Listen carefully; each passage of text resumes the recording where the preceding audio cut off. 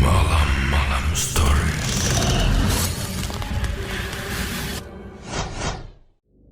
Selama perjalanan pulang ataupun saat tiba di rumah, tidak terasa ada perasaan bahagia dari kedua orang tua Jeff. Mereka hanya berbicara sedikit dan sepanjang perjalanan malah terasa begitu tegang. Sedangkan Liu, dia begitu bahagia mendengar kalau kakaknya baik-baik saja. Tapi dia tidak tahu harus berkata apa mengenai kerusakan pada wajah Jeff. Jadi, setelah menanyakan beberapa hal mengenai kecelakaan dan penyembuhannya, Liu juga membisu. Hari sudah senja ketika mereka tiba di rumah dan dia menyarankan orang tuanya untuk membiarkan Jeff memilih makan di mana agar bisa merayakan kepulangannya. Udah deh, kalian berdua tidur aja. Kemudian, Sheila dan suaminya pun memasuki kamar mereka untuk berdebat atau mengasihani diri mereka sendiri. Ya, siapa yang tahu? Malam itu, Jeff dan Liu tidak banyak bercerita. Jeff menghabiskan sebagian besar malam itu dengan melihat wajahnya di cermin. Dia terus membuka perban dan melihat lukanya.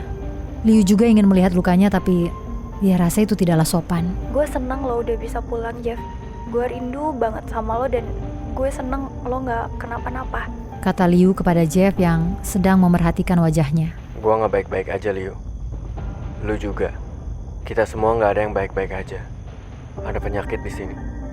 Satu-satunya hal yang ngebedain kita, sekarang penyakit gue udah muncul di permukaan. Suara Jeff datar seperti mesin penjawab telepon. Maksud lo apa, Jeff?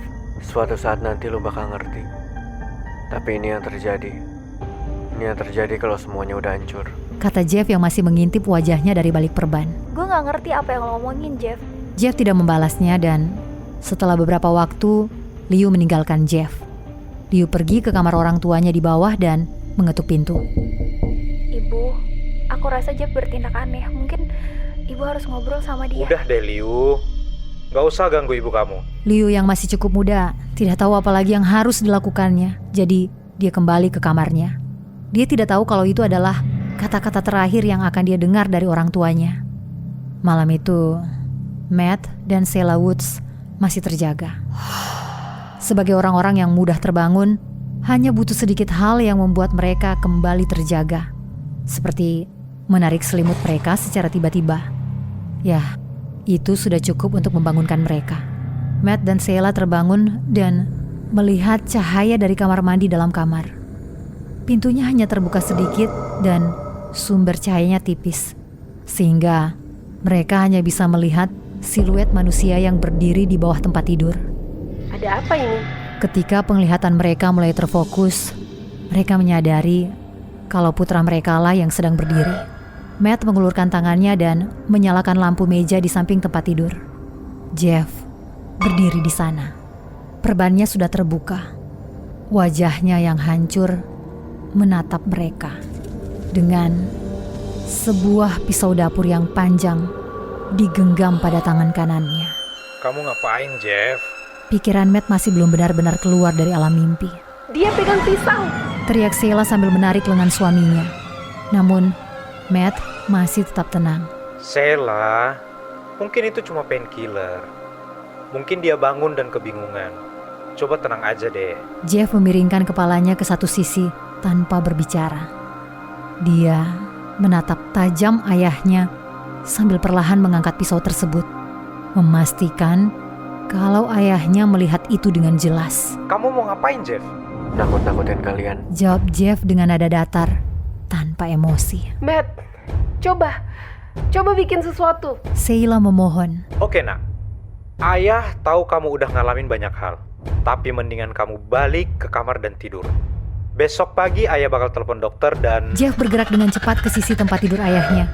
Kepalanya bergerak ke sana ke sini, bergantian memperlihatkan wajah dari seorang anak laki-laki normal dan wajah rusak menyeramkan yang bersembunyi dalam kegelapan. Oke, Jeff. Kamu udah bikin ayah takut.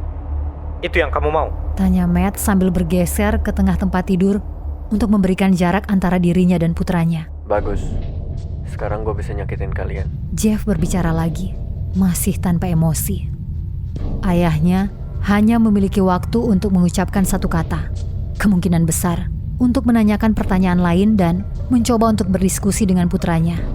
Namun, Jeff tidak memberikan waktu lebih dari itu. dia menerjang ke atas tempat tidur, menancapkan pisau ke perut ayahnya. Matt mencoba untuk menangkis Jeff, tapi luka pada bagian perutnya membuatnya terkejut dan lengannya jatuh ke samping. Jeff bisa mendengar ibunya menjerit, tapi dia mengabaikannya.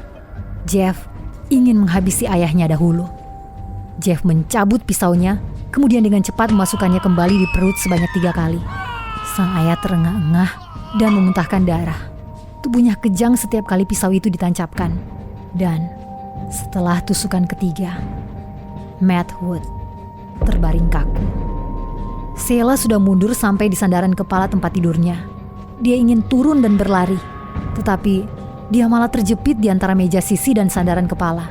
Dalam kondisi panik dari teror dan kebingungan, Sheila tidak bisa melakukan hal sederhana seperti turun dari tempat tidur. Jeff, kenapa? Kenapa kamu melakukan ini sama ayah dan ibu? Randy yang mulai. Ibu tahu itu. Tapi ibu mengabaikannya.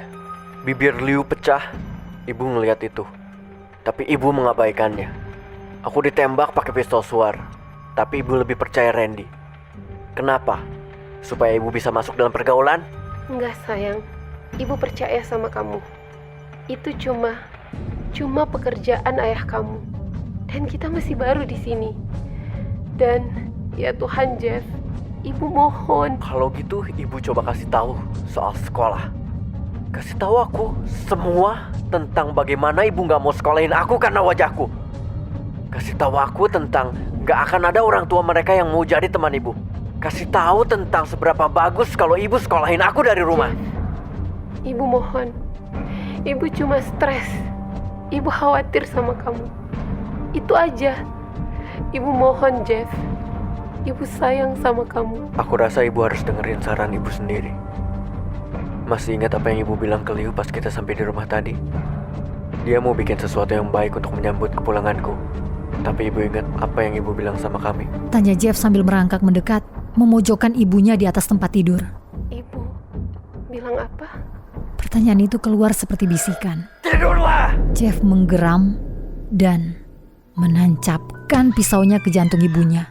Jeff menikamnya lagi dan lagi dan lagi. Dan ketika melakukannya, akhirnya Jeff menemukan resep yang sempurna. Campuran yang tidak ada tandingannya. Amarah, kebencian, dan kenikmatan, semua itu tercampur dalam sebuah formula yang sempurna. Sesaat, Jeff terbuai oleh perasaan tersebut. Jeff kemudian membuka kamar tidur adiknya. Tidak heran ketika melihatnya masih tertidur. Liu tertidur menggunakan headphone. Jadi, dia tertidur selama kegaduhan itu terjadi. Ya, Jeff tidak masalah dengan hal itu. Akan lebih mudah untuk Liu jika dia tidak mendengar semua itu. Jeff duduk di samping tempat tidur adiknya. Kemudian menyenggolnya perlahan. Butuh sedikit waktu, tapi akhirnya Liu membuka matanya dan melihat ke atas. Jeff melepaskan headphone Liu.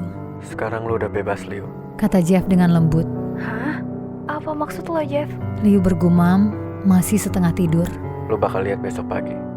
Gue cuma mau kasih tahu sama lu kalau gue sayang sama lu. Lu udah jadi sahabat terbaik gue. Ingat itu. Thanks, Jeff. Gue juga sayang sama lo. Gue masih ngantuk. Gue lanjut tidur lagi ya. Balas Liu dan dia sudah kembali terlelap.